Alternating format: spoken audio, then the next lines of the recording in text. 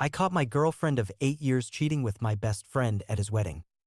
But what I discovered after was even worse. But then I found out all of my friends knew and were laughing behind my back, so I acted like I didn't know and threw this bombshell at his wedding to not just ruin his wedding but his entire life.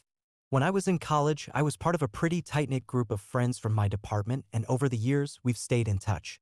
There are 7 of us, 4 women and 3 men. One of the guys, let's call him Ethan, was my college roommate, and we were literally inseparable. He's been my best friend since our college days, and recently I attended his wedding, which is where everything went wrong. Out of this group, I've also been dating one of the women for the past 8 years. Let's call her Nicole. For context, it was Nicole who was originally closer to these people, but after we started dating, I kind of became a part of the group as well. And along with me, so did Ethan. We started dating when we were in our second year. I was 20 back then, and for the past 8 years, we have grown together. We've had a few rough patches, but we've always managed to make it through, and for the past year, I've been talking to her about getting married, but she's been telling me that she isn't ready yet. I find it really bizarre because both of us are pretty sorted on the work front, and we have even been living together for the past 4 years, so I really don't understand why it's such a big deal to get married. I value my professional life, but I also want to get married and start a family, and Nicole and I have been bickering a lot over that in the past few months. She thinks that I'm rushing it, which doesn't even make sense because we've literally been together for 8 years, and she's also been claiming that I need to focus more on my work. Which also doesn't make sense because I make more money than anyone else and have been running my dad's office supplies company for the past 2 years. Lots of men do extremely well career-wise while being married with kids, and I'm ready to do it. So I really didn't think that she had a point, and I knew that she was just refusing to get married because she didn't want to commit to me in spite of being with me for 8 years. And I was very upset about that. So we have been fighting about this quite frequently for the past few months, but even then we haven't broken up in spite of the problems we had been having in our relationship. Given her behavior, it didn't even occur to me that she might have been cheating on me because she had been completely normal otherwise. Either she would apologize to me, or I would, but at the end of the day, I thought that we would always find our way back to each other. But I don't think that's the case anymore because at Ethan's wedding, I realized that she had probably been cheating on me for God knows how long, and the cherry on top was that she had been cheating on me with my best friend and the groom himself. I found out about it just a couple of days ago when I saw them for myself making out in the parking lot in my car, of all places they could have picked. But instead of just confronting them then and there, I decided to go the theatrical way and humiliated him publicly. So, for context, Nicole and I had driven to the hotel where Ethan was getting married the day before the wedding, and in the evening we were supposed to attend the rehearsal dinner. But I was really tired from the journey, and I also get really bad migraines sometimes, so I decided to skip it. Later in the evening, my migraines started to get worse, and since I had forgotten my meds while packing, I had to go out to buy some. That's how I ended up in the parking lot because I didn't want to walk, and I saw them going at it. I think I was there for about 45 seconds, and as soon as I figured out what was going on in the car, I just turned around and started walking away because I had no idea what to do about what I had just seen. I don't think they spotted me because they were too busy with each other, and I got lucky. By then, the rehearsal dinner was already over, so I decided to go to one of my friends' rooms so I could at least talk to them about what I had just seen, hoping that maybe they would be able to comfort me and I would find the courage to confront Ethan and Nicole when they finally came back. But instead, when I made my way to my friend's room, I heard a bunch of voices from the inside and realized that our group was sitting inside anyway. Coincidentally, they were already talking about Nicole and Ethan. Not only were they talking about them, they were all actually laughing behind my back about how clueless I was about all of this. So they had known. They had known all along and had been covering up for the two of them. The only other guy in the group, my friend Kyle, made some joke about how they were going to get caught one of these days because of all the sneaking around that they had been doing, even during the wedding prep. Apparently, they had even hooked up when I had gone home early at the engagement party. All of them found this very fun to talk about, and I was horrified at how casually they were discussing everything as if my feelings did not matter to them at all. So I just walked away from the door, and luckily they hadn't even noticed me lurking either, probably because they had all had a little too much to drink. I think that day was pretty much the worst one of my life, but even then, after I went back to my room and cried for about 15 minutes, I decided not to let anything show because I had already started formulating my plan. I knew that I was going to teach these people a lesson of a lifetime. So when Nicole finally came back to the room, I pretended like everything was normal and we went to sleep without any discussion. The next day, the day of the wedding, I greeted everybody normally and everything was going fine until I decided to stand upright before the ceremony was supposed to start. And in front of all the guests, I said that I wanted to make a speech in my friend's honor. That's not how traditionally things are done, so obviously there were some strange looks. But I guess Ethan thought I was going to make some heartfelt speech about how I was going to miss him or whatever. So he allowed it. It was a pretty big mistake on his part because then I went on to talk about whatever I had seen the previous evening and also brought up what I had overheard our friends talking about in their room later about the events at the engagement party while they were chilling and talking behind my back. At least at that point, all of them had the good sense to look ashamed. But I don't care about them that much. I only cared about how Nicole and Ethan were going to react to my speech. And, of course, as soon as they realized what was going on, they tried to get me to stop. It was much easier for Nicole since she was right beside me and she started trying to get me to sit down and shut up as if that was going to help the situation. And Ethan totally flipped out and just started accusing me of being jealous of him, telling me that I was trying to ruin his wedding on purpose because my girlfriend wouldn't propose to me, so I was trying to steal his thunder. But I guess he oversold that whole act and got a little too defensive, so his fiancée ended up actually believing me and then she walked off from the stage. When he realized that he had been left at the altar, he started running after her and the whole situation descended into pandemonium. But I couldn't care less about any of that. I just shook Nicole off of me, made my way to the parking lot where I already packed my stuff and stashed my bags before the ceremony, and then I drove back home. 3 days have passed since then, and for the first 2 days I didn't hear from anyone. But yesterday, Nicole told me that she and Ethan had been wrong, but what I had done was just downright psychotic because apparently I didn't just ruin the wedding, but I also destroyed his life. Now his parents don't want anything to do with him and his fiancée has already dumped him, so he's just broken, and because apparently he had been counting on this wedding to help him out financially, if you catch my drift, for a less subtle explanation. Let me just say that he's a total gold digger and this wedding had been a total sham right from the beginning. He and his fiancée didn't meet through their parents earlier this year like they had been telling everyone, but actually met each other on a dating app. His fiancée is 6 whole years older than him and had an ultimatum from her parents that she could either get married and settle down or continue fooling around with a new man every week, and that way she could count on getting herself disinherited by her parents, and everything would go to her sister instead. So for that reason, she was willing to find somebody, but in reality, she had no interest in getting married. So far, she had been looking for somebody who would be okay with the idea of an open marriage but had been unlucky. That was until she met Ethan on the dating app and he figured out a way that this could work for both of them. He wasn't too keen on the idea of getting married either, but he had been unemployed for about a year and had tried his hand at a bunch of stuff, but he just couldn't find anything to keep himself interested for more than 2 to 3 months. All he really wanted was to marry someone rich and be done with it. And lucky for him, his fiancée's family was pretty rich. I guess you guys can understand where I'm going with this. After a couple of dates, they realized that this would be the best way to solve both of their problems. And for a while, everything was sorted. But then I made that speech exposing him at the wedding, and, of course, since their parents had no idea about their personal arrangement, his fiancée had to leave because there was no way that her parents were going to approve of her marrying a man like that. Especially after his friend had humiliated the entire family in front of so many people. So even if their arrangement had been convenient, it wasn't going to work anymore and they had to call the whole thing off. He had been staying with his fiancée for the past couple of months and hadn't been doing anything productive since he had even quit the last sales job that he had. And now, after the whole fiasco wedding, even his parents won't take him back in. So he has nowhere to go, and it's not like it's going to be easy for him to find a job either because he's not really qualified. And even if he does find something, it's probably going to be something very low paying.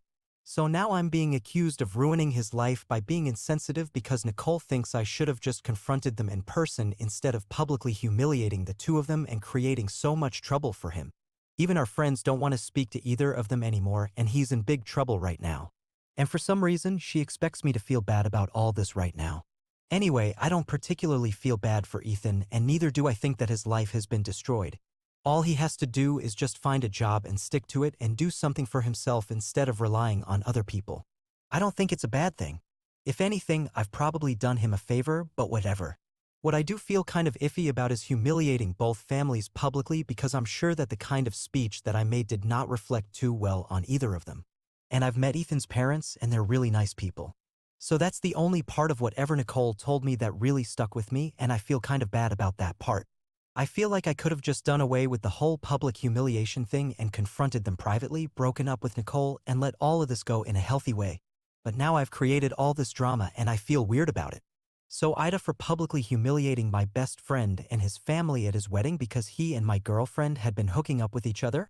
Edit. I truly have no idea how long this has been going on.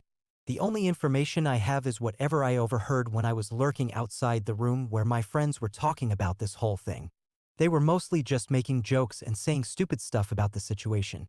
And the only thing of note that they said was that thing about the engagement party. I had left early because, again, I had a migraine and it's not surprising. It usually does happen if I spend too long in a really loud environment.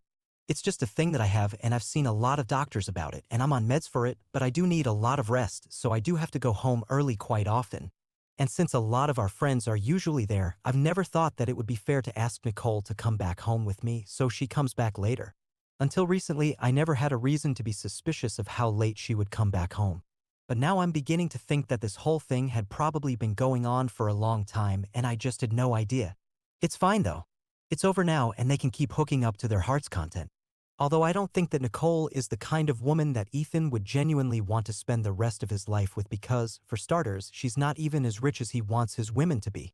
And if they end up together, she's definitely going to expect him to work because she's not fine with being the primary breadwinner since that's a lot of pressure for her.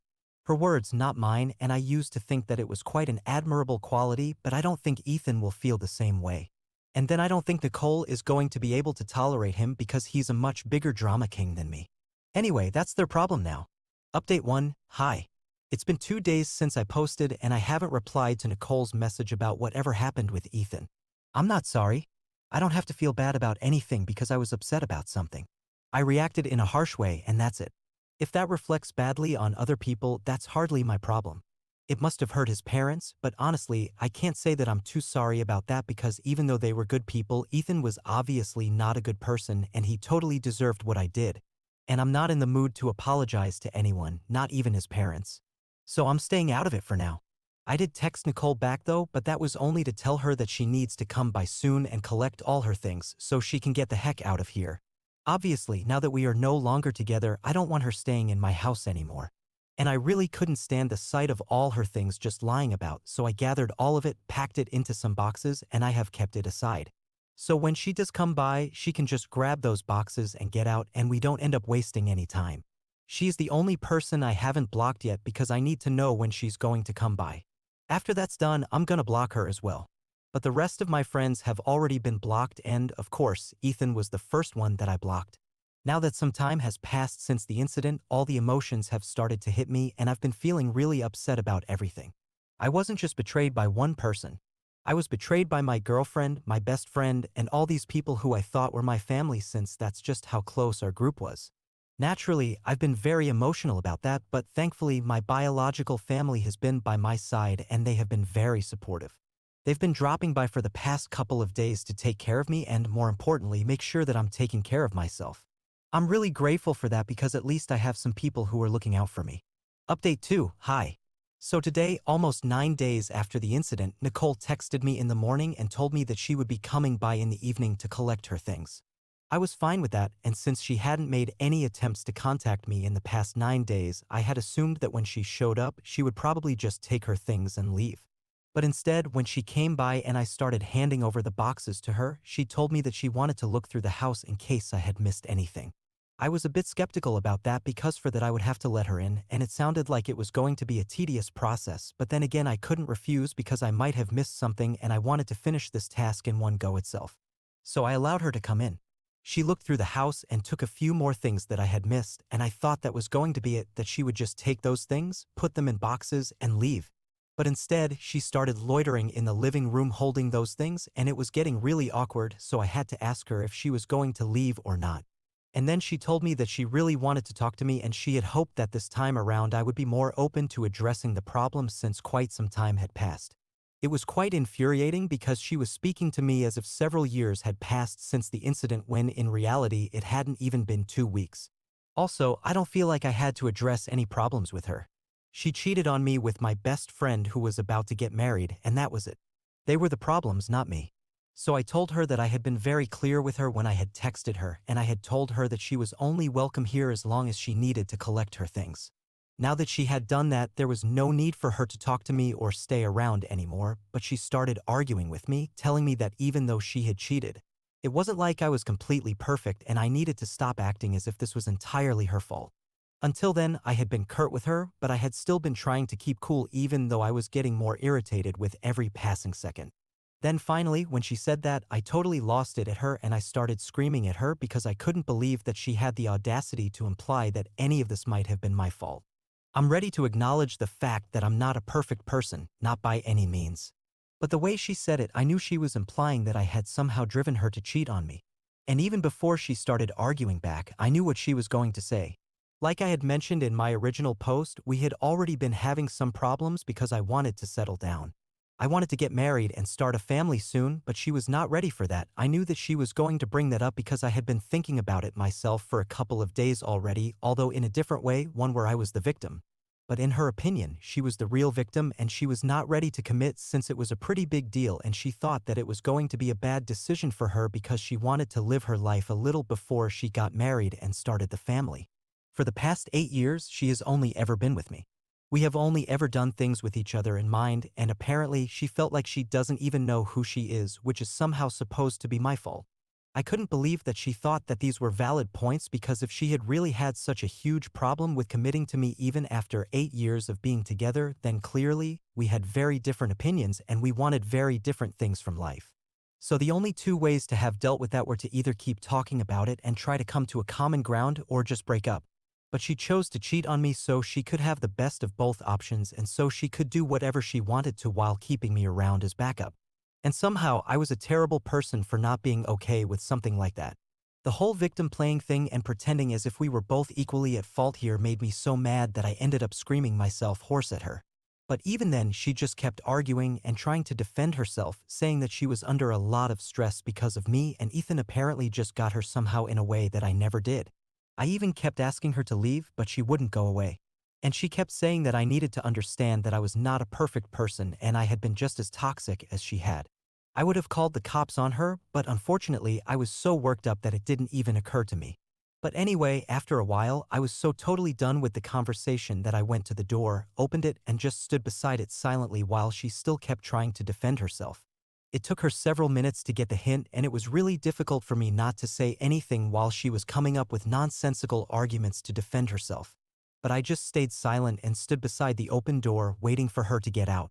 Finally, she did go, but even then she told me that I could pretend to be a saint all I wanted to, but deep down, both of us knew that it took two people to ruin this relationship. And I totally agree. It did take two people. It took her and Ethan, but I didn't say that. It would have just started up another whole thing, and I didn't have the time or energy for that. So she walked out, I shut the door, and finally started trying to calm down because talking to her had really riled me up. Even when we were together, she did have a lot of difficulty in admitting when she was wrong. But back then, I used to find it kind of endearing. But today, it was just the worst thing ever, and I'm really happy that she left when she did because, otherwise, I think I might have thrown something at her. Anyway, that's done now. She's gone, and I'm just really relieved. I've blocked her already and now I'm gonna spend more time focusing on myself because I think I really need it. I've already started going to the gym more often since it really helps me stay distracted and I'm also journaling. It's going to be baby steps before I finally feel like I'm over everything because, after all, regardless of how it ended, it was still an 8-year relationship. So it's definitely going to leave a mark whether I like it or not. All I can keep trying to do is make sure that this mark doesn't bother me too much, I guess. Update 3. Hi. So it's been 2 years since my last update. I've been thinking about posting here for quite some time and I finally got around to logging in today. So here's an update on how everything's going. On the work front, everything is amazing, even better than before, and I'm very happy. I've also become kind of a fitness freak and it feels good. I haven't had any contact with those people from college for the past 2 years and I really don't care how any of them are doing. My family has been there for me every step of the way, taking care of me and making sure that I'm doing well, and that's all that I need. I have very few friends now, just a couple of folks from school and some coworkers, but at least they are good people who genuinely care about me. And for the past few weeks, I've also been seeing someone. Dating had been completely off the table for me in the past year or so because I was still dealing with the trauma of my last relationship. But then one of my friends introduced me to her cousin at her birthday party, and she's really sweet, really kind, and I don't know why. I just felt really drawn to her right from the first time that we met. My friend set me up on a date with her, and we've been going out for a while. I told her everything about my last relationship and how long it went on. So I want to take it kind of slow with her before we get serious, and she totally understands that. She respects me and my opinions, and she's so sweet that she's even told me that she's ready to wait because I seem like the perfect guy for her. We're also on the same page about marriage and kids. She wants that just as much as I do, and I think I finally found somebody who is right for me. At least I'm much happier than Nicole and Ethan, who got married a couple of months after my last update, but they couldn't even make their marriage work for a year. They ended up getting divorced within a year, and I found out about it from one of my old acquaintances from college who's a bit of a gossip. I can't say that I feel bad for them at all, since that would be a total and blatant lie, but I do hope that this serves as a good lesson to them and they don't end up screwing over other people in the future as they did to me. Although they are pretty horrible, so they might. Anyway, that being said, I feel like I'm truly over whatever happened. And yeah, I'm happy.